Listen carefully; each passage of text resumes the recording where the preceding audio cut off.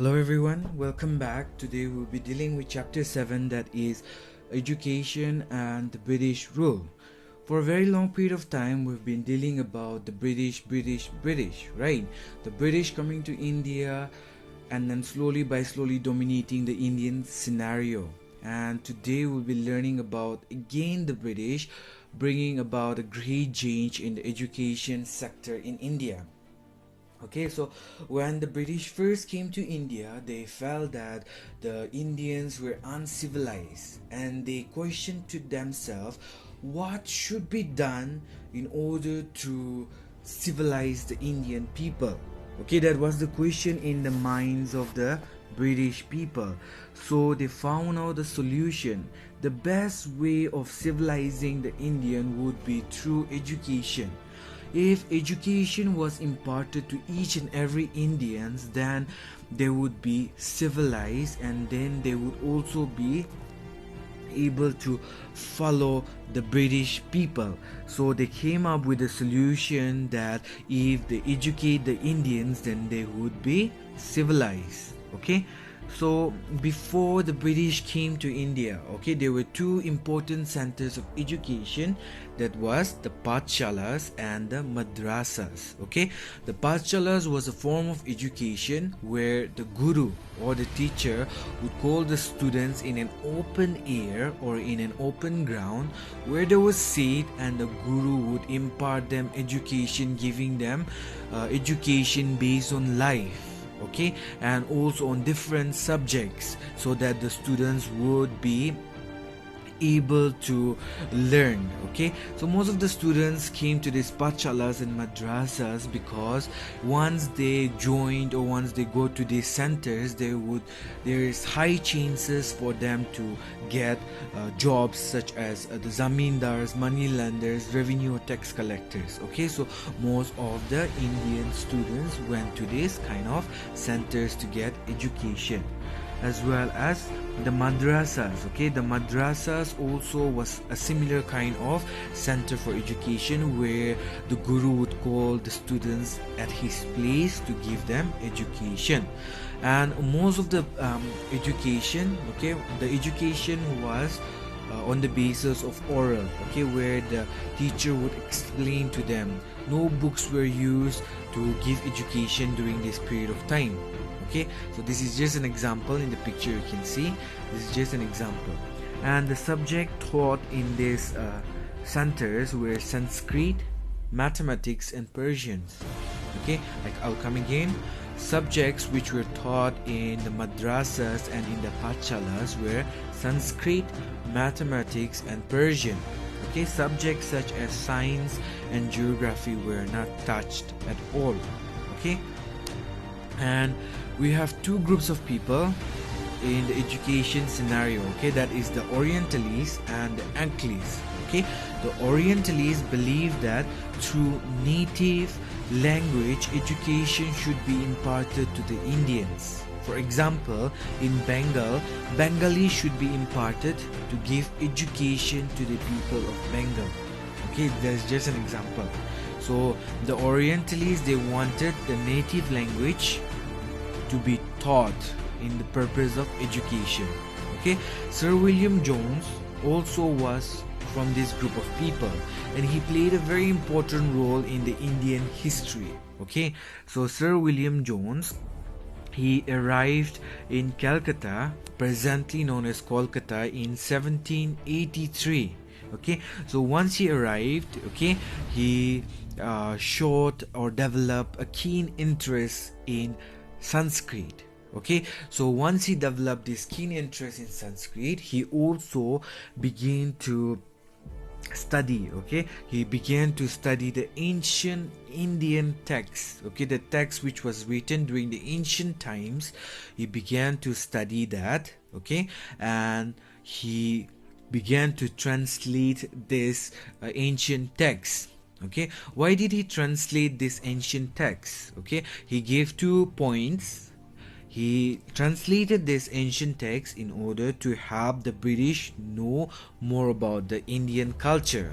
Okay, the British did not know much about the Indian culture since most of the texts were written in Sanskrit, so the British did not study it. But when Sir William Jones did that, his main motive was to educate the British as well to know about the Indian culture. Secondly, it would also help the Indian understand their own history.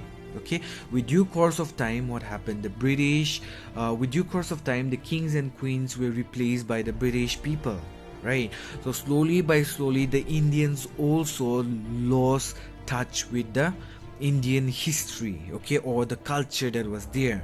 So he wanted to revive as well as bring back this kind of things. He wanted the Indians to know their own history and their lost heritage. Moving on, Sir William Jones also founded the Asiatic Society of Bengal in 1784.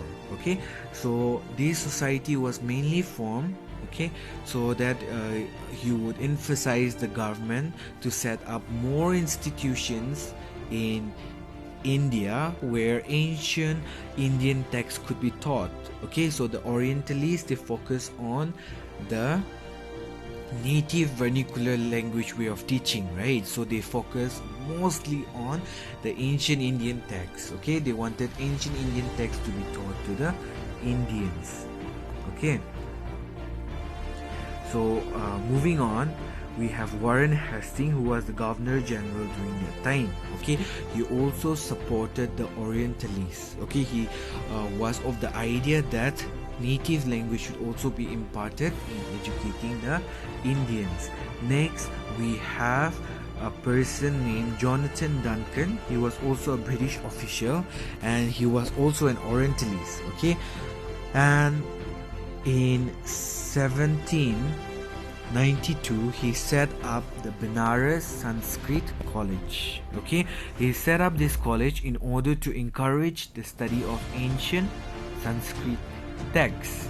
Okay, so this played a very important role, okay, in establishing the Benares Sanskrit College. Okay, moving on, we have the Anglists. Okay, so we have James Mill and Thomas Macaulay. So these Anglists, their idea was that education should be imparted in the Western form with English as the main language. Okay, so now we look here. The Orientalists, they focus on the native language. The Anglists, they focus on teaching with English. Okay, moving on, we have James Mill. According to him, okay, education should be practical. Education should be practical. And Lord Thomas Macaulay, okay, he felt that according to him, Oriental learning is very much inferior to European education. He said that Orientalist education was very low compared to the European way of education. Okay, so the Anglists felt that the Indians should be imparted Western education. Okay, so for the promotion of education in India, okay, the Charter Act of 1815 also played a very important role in the education sector. Okay, so according to this charter, it provided 1 lakh, okay, to be spent all throughout the year, okay, all throughout the year for spreading education. And this money was used for both the Western studies, okay, that is the use of English language, and for the traditional Indian language. Why did they use this 1 lakh amount for both the schools? Okay, because during this time the clash between the Orientalists and the Anglists was not yet solved. So what they had to do was they had to use this sum of money, okay, this 1 lakh money for both the education, because the issue between the Anglists and the Orientalists was not yet solved. Okay, whereas in 1835 finally the English Education Act was passed. Okay, in 1835 an English Education Act was passed, and here it allowed it was decided during this time, okay, the money allowed for education would be spent on promoting Western education through the medium of English. Okay, so what happened in 1835? English Education Act was passed, okay, and according to this, the money was to be used only in the spread of Western education. So they didn't sanction any extra money for the traditional way of learning. Okay, it was only given to the Western way of education. Next, we have the Woods Dispatch of 1854. Okay, according to it, okay, it highlighted many benefits, okay, such as number one, Western education would enable the Indians to realize the advantages of an expanding trade and commerce. Okay, once they get Western education, they would know more about trade and commerce, how to expand this. Okay, so that was what it aimed. Okay, the Woods Dispatch. Number two, learning would expose Indian to the Western way of life and create India a demand for British goods. Once they educate the Indians, okay, the Indians would adapt to the Western way of culture. Okay, they would want Western products, they would want Western things, with which, okay, they would start demanding the British for this kind of goods. Okay, so the British wanted to educate the Indians. Number three, Western learning would develop among the Indians the skill required for administration and ensure a continuous supply of people to work at lower levels of the government. Okay, so the British found it very expensive to bring British people from the country to work in India. Okay, so the British wanted the Indian people to be educated so that small posts would be occupied by the Indian people. Okay, so the higher posts would be occupied by the British people, but the lower posts would be given to the Indian people. Okay, so they didn't want to bring British people from England, so it would be very costly for the British people. So what they did was they just wanted to educate the Indians so that they would occupy the smaller posts in the British offices. Okay, the Woods Dispatch, okay, set forth a comprehensive scheme for promoting education. Okay, some of the features which were laid down by the Woods Dispatch are: number one, promoting education from primary up to university level. Okay, so they made education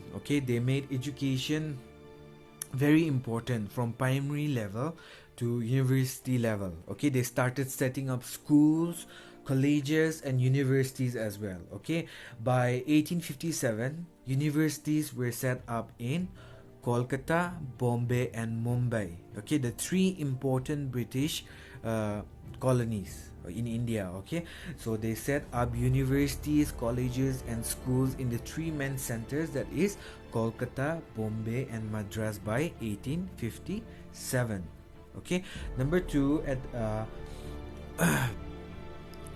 primary level education was based on vernacular language, while at higher level it was English. Okay, so the earlier phase of education, the earlier phase in school, okay, education was imparted in vernacular languages, but once the student reaches higher class, they started to be educated through English, okay, through the medium of English.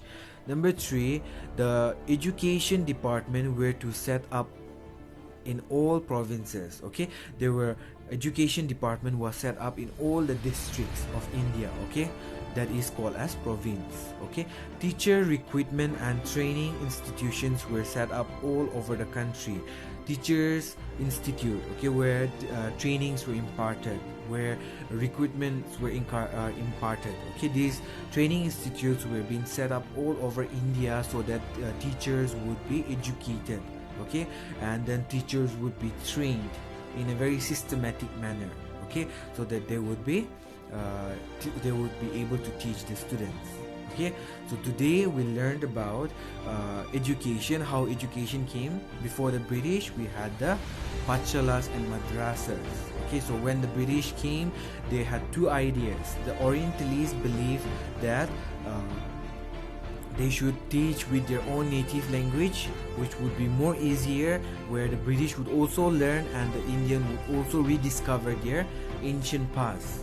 Okay, the Anglics, they believe in spreading Western education, okay, through the means of English. And then we had the Charter Act of 1813, where 1 lakh was provided throughout the year in order to spread education.